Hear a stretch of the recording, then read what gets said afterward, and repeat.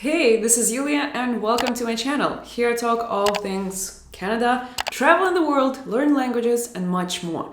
Today I have a very special video because I'm filming it with my dear friends Anastasia and Anna from Make That Change. Make That Change is a channel about everything you need to know in order to arrive, excel and thrive in Canada. It is built by immigrants for immigrants. Anna and Anastasia are good friends of mine, so please go support them. Today we'll be talking about ways to succeed in a Canadian college or Canadian university. We filmed another video about differences between colleges and universities. You can go check it out. The link will be here in the description box and in the comment section, so you don't forget to watch the other video. Both Anna and I have studied in Canadian college. Anna studied at a university. Hey guys! My name is Anastasia and I studied computation arts as well as business technology management in Concordia University in Montreal over the last 10 years. So we have a lot to share with you guys. So let's get into it. Tip number 1, no cheating. You can easily get expelled if you're gonna cheat, if you're gonna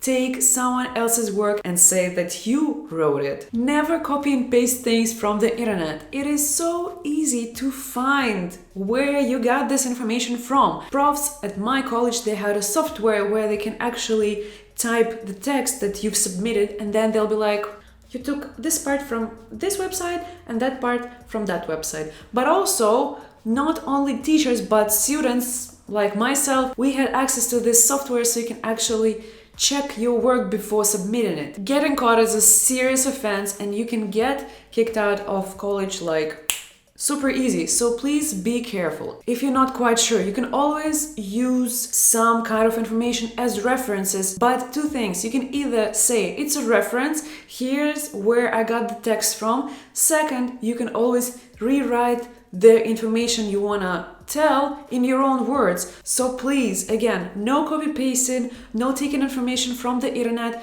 You're gonna get expelled and go home. Who wants to go home? Nobody wants to go home. And even though cheating is not allowed, you can kind of cheat in some other ways.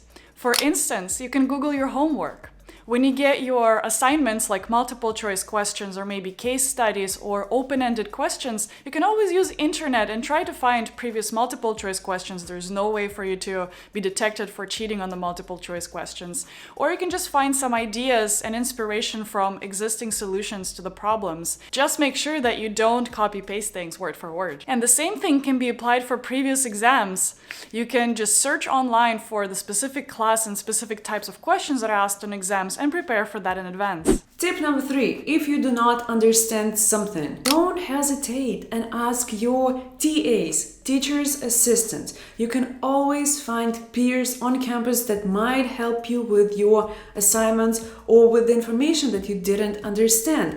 It's totally fine to come to a teacher, to a TA, to your peer and be like, hey, I'm not quite sure about those integrals. Can you please help me with that? Also, teacher's assistants are basically free because they help teachers to teach. They have office hours, meaning 9 to 5, you can come to them and be like, hey, can you help me with that? But also it's nice to be friends with TAs because they might be the ones who are grading your works. Again, in most cases, tutors on campus are also free or super cheap because it's students who are tutoring you, meaning they're not gonna charge you a lot of money. Another thing I wish I knew in my first couple of years at university is that grades are actually negotiable. If you're not happy with the grade that you've received and you have a conviction that you've done everything right, don't be afraid to talk to your teacher and ask them how did they grade your work.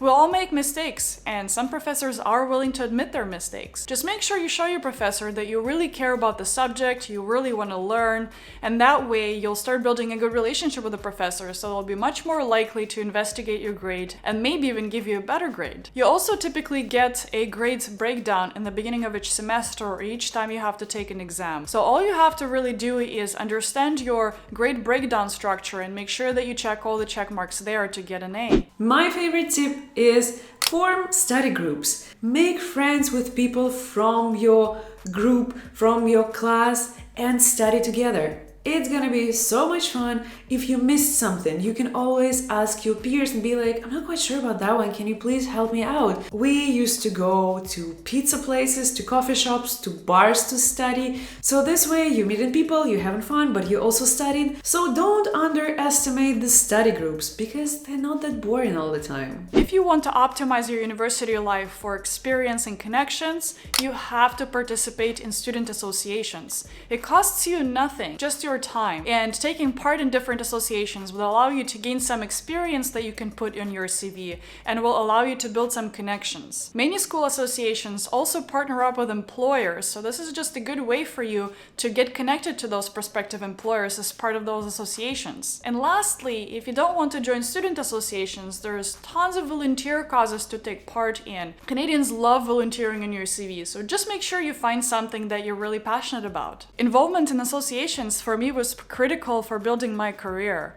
The friends that I've made during associations made some good job referrals for me later in life, and one of the projects that I've done during my second year at university was critical for me to be able to get my very first product manager job. And speaking of groups, join Facebook groups. You can literally find so many different groups online. You can find your college's group, your classes group, subjects even. So join those groups. One, people might be offering their services like tutoring or something. Second of all, students tend to sell their textbooks. So if you want to save money on expensive textbooks, join the groups, find the people, find cheaper alternatives to the books you have in stores. Again, in your class groups, you will find all the assignments, all the tests. People are sharing all the information. You can always ask questions. If you're working on your assignment and you're not quite sure about the answer, you can always ask your peers, being, hey guys, I think I missed this piece of information. Do you know where I can read it? Maybe you know some online courses that I can take and then kind of master up my skills in, I don't know, PHP. This pro tip pertains only university students. Typically, in popular programs and in popular classes, there can be 50 different time slots and days when classes are given, and there is probably 20 or 30 professors that gives those classes. So do your own research on who the professors are, what their teaching style is, and choose the professor that fits your learning style best. And also, different professors have different evaluation criteria. For example, some professors prefer to just have assignments during the semester, so you just have to do a lot of homework on a weekly basis. And some don't have any homework at all. Instead, you have a huge final exam that you have to take in the end of the class. So you just choose whatever works best for you. Visit your teacher's office hours. First of all, teachers will remember you and they might help you if you have any kind of problems. Second of all, if you're nice to people, people are nice to you. They might grade your works better. I'm not sure. I've always got good marks, so maybe it worked. You can use your teachers in your future when applying for jobs, because some of the jobs might ask you for references. And who's going to be your reference in Canada if you literally just arrived to the country? Your teachers. So be nice to your teachers, make a connection. This way they will help you with your references further on. If you like teaching or you're planning on teaching, your teachers can give you TA's jobs, meaning you finished your year 1 and started your year 2, you can actually be a TA for the first year, or you can be a tutor. So again, don't underestimate the power of human relationships and don't be rude to your teachers. If you value your time, I would highly recommend you find an apartment close to your university and potentially even to any part-time job you decide to find. That way, you'll save so much energy and so much time traveling in between your classes. You can just wake up and pop straight out of your bed all the way to the classroom, or you can take an hour break to go home to have your proper lunch instead of just buying some fast food here and there. And talking about jobs, I would personally recommend you to refrain from working in the first semester of your studies. There's going to be a lot of new adjustments for you. New people, a lot of new information. There's going to be a new education system that you probably don't understand fully, and you'll likely be learning something in another language. That's just a lot to to take in.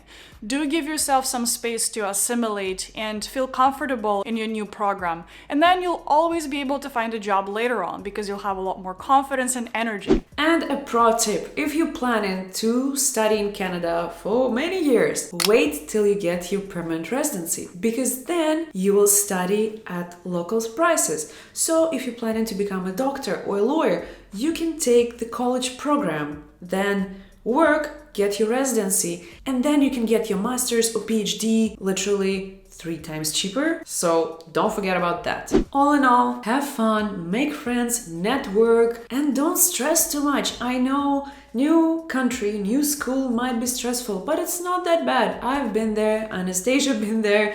It's totally cool, it's totally fun. University years for me were the highlight of my first couple of years in Canada. And I've also made some of the lifelong friendships during my university years. It definitely is hard to believe that, especially when you're swamped with assignments, when you're stressing about preparing for your final exams, and your teammates in the group project are super annoying and are not doing anything. But hey, just slow down, don't stress out, talk to your teachers, and just enjoy every single moment and enjoy the party in the reckless life of a student before you enter the adult life. College years for me were super fun, filled with cool people, with a lot of assignments, of course, a lot of partying and having fun. I mean, why else would you go to a college or university? To have fun. So please don't forget to do that.